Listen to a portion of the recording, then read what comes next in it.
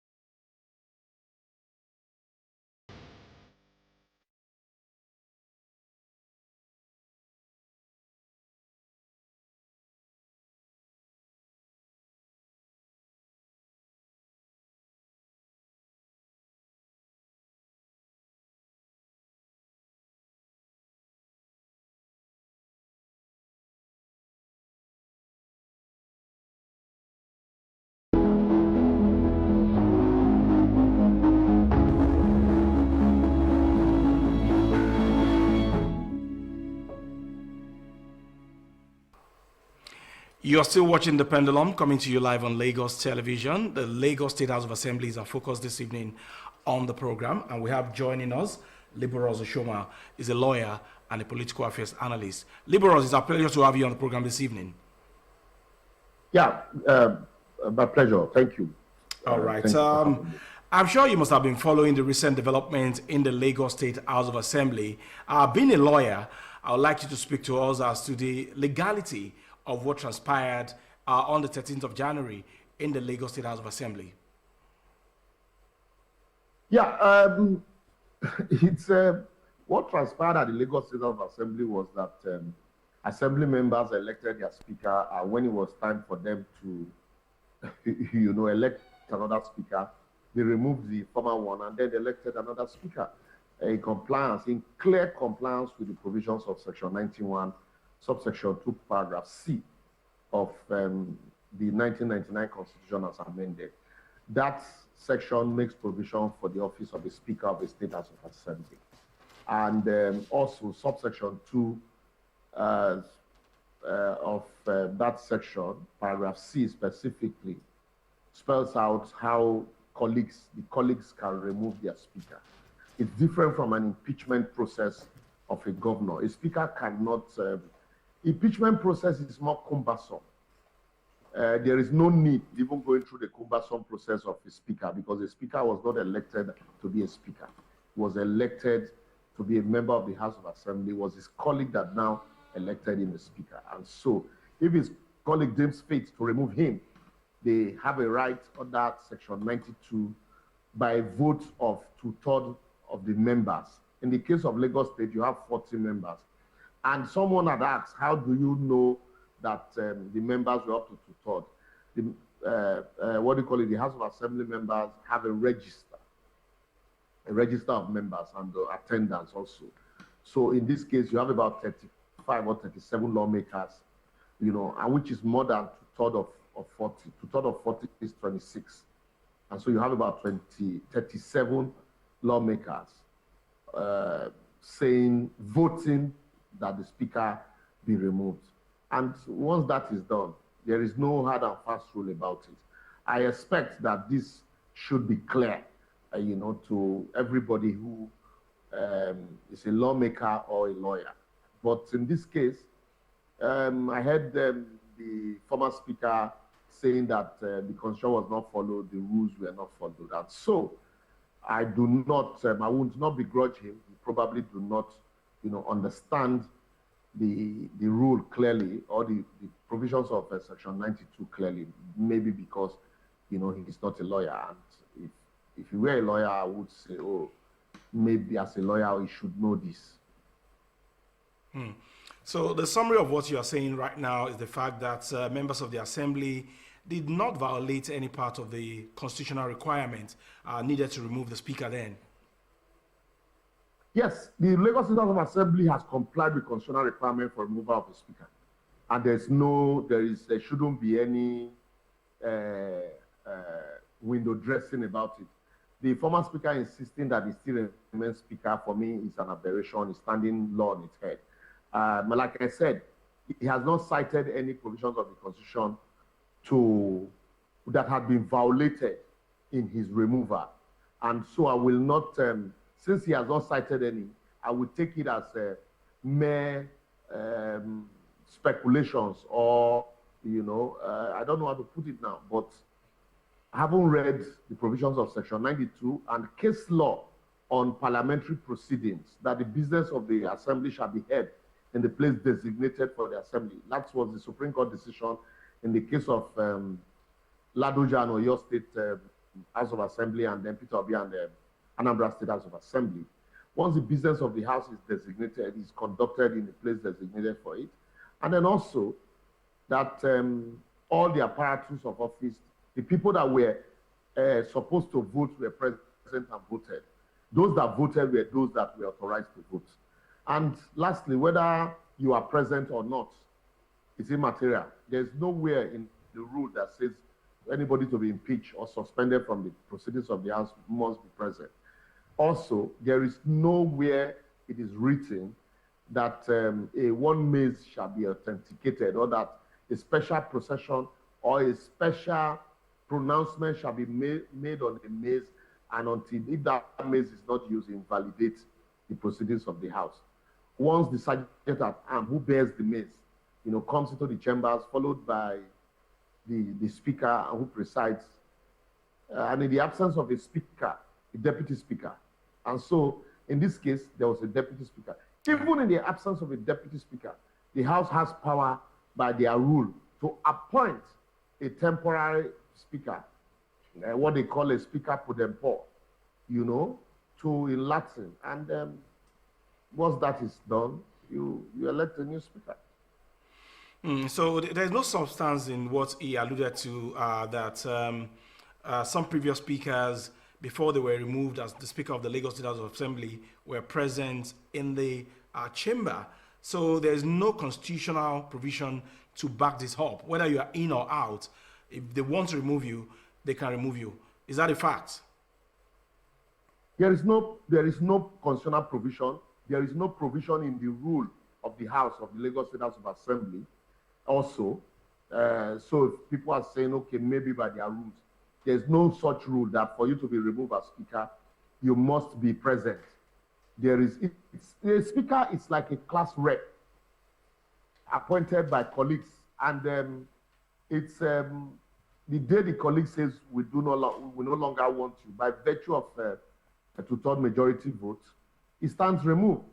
Or even in, I've said it at various fora, even in Yoruba tradition, where the monarch, the Oba, Alafin, for example, reigns forever until his demise, he can still be presented with the calabash by the Oyomesi. In this case, so let's look at it from that perspective. So in this case, the Oyomesi, who are his colleagues, have presented the calabash to the speaker, the former speaker, and I've asked him to go commit suicide. And in his place, they've elected another one. So the matter is forgotten, is forgone, is concluded. In Lagos, we will say OT law, is gone. So I do not think all of this. I think what Mobasa is basically doing is, politically to fight back, let him see, so that he's not seen as a weakling, a Lilliputian politician. But I think it is counterproductive, because it would have been better for him to come to the House, shake hands with his colleagues, who he completely concluded and agreed that had, supported him for the past 10 years, shake hands with them, throw banters and say, well, I enjoy the privilege and the support given to me while it lasted. Please give the same support to my former deputy, who is now the speaker.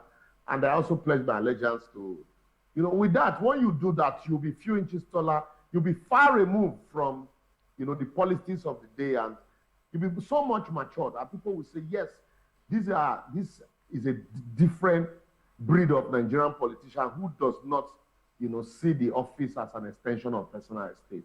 But with the way he's going about it, it gives the impression that the office is a personal estate, and he's so scared to leave it. Okay, for someone who is very interested in political development and issues, did you see this coming at all?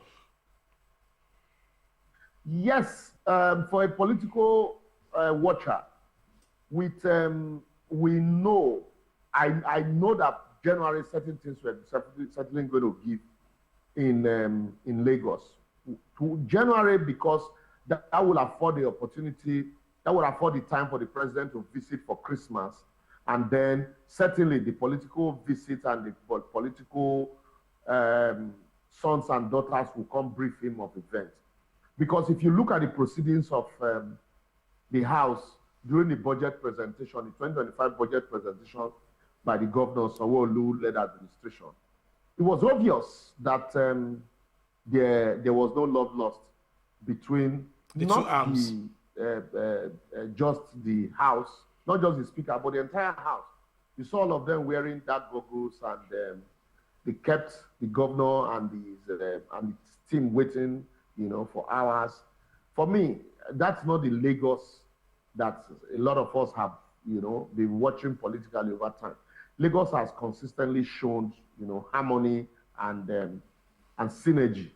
So once I saw that and the condescending manner the speaker spoke, and then also even looking at the way he talks about his ambition and the fact that the House is a temple that needed to be appeased. I even did a piece on it, appeasing the gods of Lagos Assembly. I knew that it's either something would give or this man will become larger than life. Mind you, Adeyemi Kufuriji also was ambitious, but he served out his term and was not removed as speaker. So it is not about ambition for Obasa, but I think it is the way he went about, his ambition and the way he carried himself. He became too big for the office he was occupying. So does that imply that there's a bit of connection between what happened and, of course, the 2027 election in the state? Yeah, I do not think that this is there is no nexus between this and the 2027 election. Obasa, for all intent and purpose, will massively, permit me to go into the politics of the matter, would, worst case, control maybe the entire Agege. He represents Agege, he's a leader in Agege. Also, in that same Agege, you have other political giants, you have other people, other politicians who's been there, who's been there, and have conquered. You have political leaders also from Agege. You also have, Akpefa also, who's just been given a board appointment. You have the Hausa community also from Agege. And Agege is not bigger, not larger than Liborous. So for the 2027, and we know the way the governorship election in Lagos is run, it is somebody that decides who becomes governor. So the moment you are not chosen, you are not picked, you go and bid your time and queue up. So if he's not among the ones to be picked, whether he remains in the assembly or is removed in the assembly is immaterial. But for the 2 years that is remaining of this tenure of this administration, certainly a governor would not want to consistently be looking, over his shoulder on this subordination of a speaker who is supposed to be subservient to him, who they are supposed to work together in a harmonious relationship. No governor in Nigeria would want to tolerate that. So against that backdrop, and like I said, the way he had gone, far and overboard, it was obvious that he had no respect for the executive arm. These are my opinion, though. And so, certainly, unlike Lagos, where, it is the president who, as leader of the party, that decides. In other states in Nigeria, it is the governor that is the leader of the party in that state, and it is the governor that decides who becomes speaker. So for this one also, if you disrespect the governor, believing that because maybe you are in the good book of Ashiwaju, and you disrespect the leaders of the party. And like Ashiwaju once said, there is no leader without his followers. Sure. In the case of Ambode and Ashiwaju dead, where they were looking for second term for Ambode. So if the follower says we do not want this man, there's nothing the leader can do about it. And so I think that's what's played out here.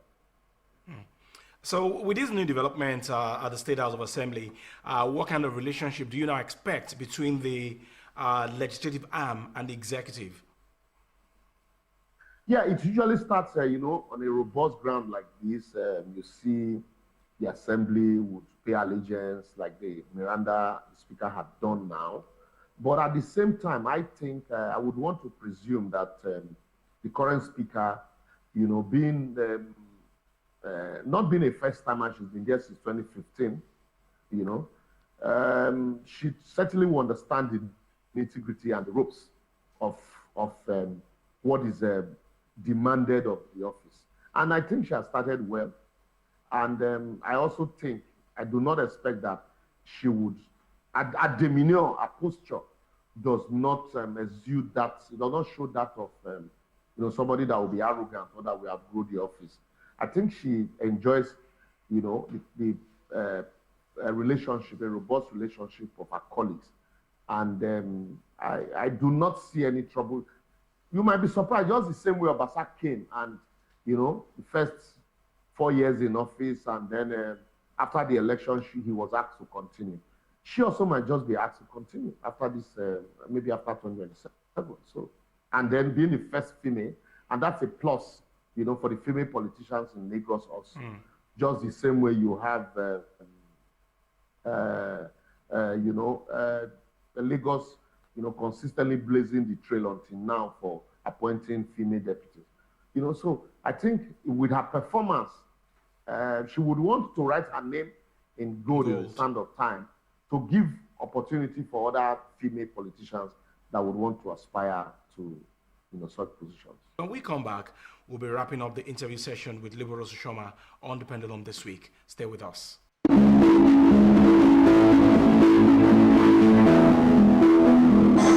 I, Right Honorable Lasbat Mojusola Miranda, the Speaker of the 10th Assembly of Lagos State House of Assembly, promise to work with each and everyone and operate an open door policy. Thank you all for your support and your cooperation. I do appreciate you.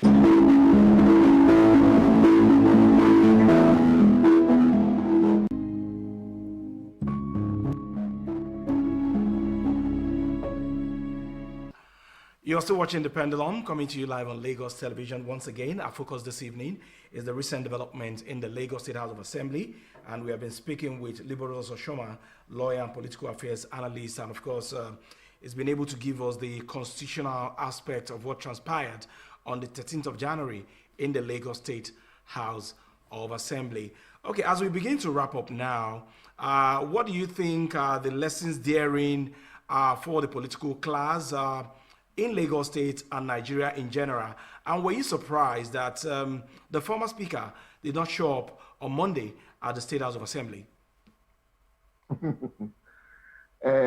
Every watcher of politics in Lagos, will know certainly that he will not show up on Monday. Somebody even said online that it is not enough to declare that you still remain the speaker.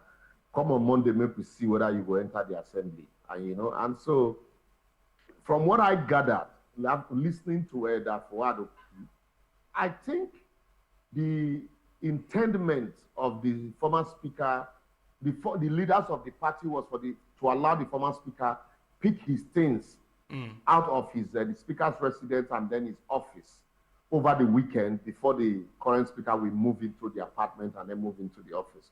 But haven't picked his things, because if you notice, the current speaker moved into that office on Monday. Yeah.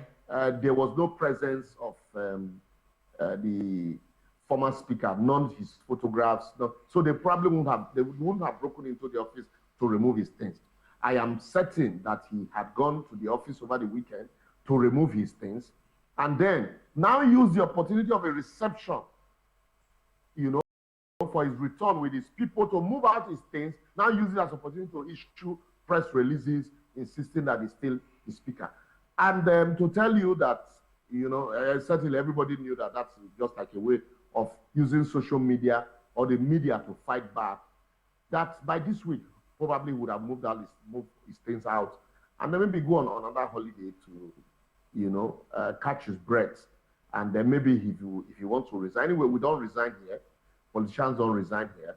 And then maybe someday he will just find his way back, because he still has, he's still a member of the House, and he still has, some time in the House. And if he doesn't appear, his seat can be declared vacant for unjust cause, for not appearing for the sitting of the House. If he doesn't appear for how many months or weeks? And he would not want that. Did you get that question? I didn't hear you. If he doesn't appear for months or weeks, what will happen?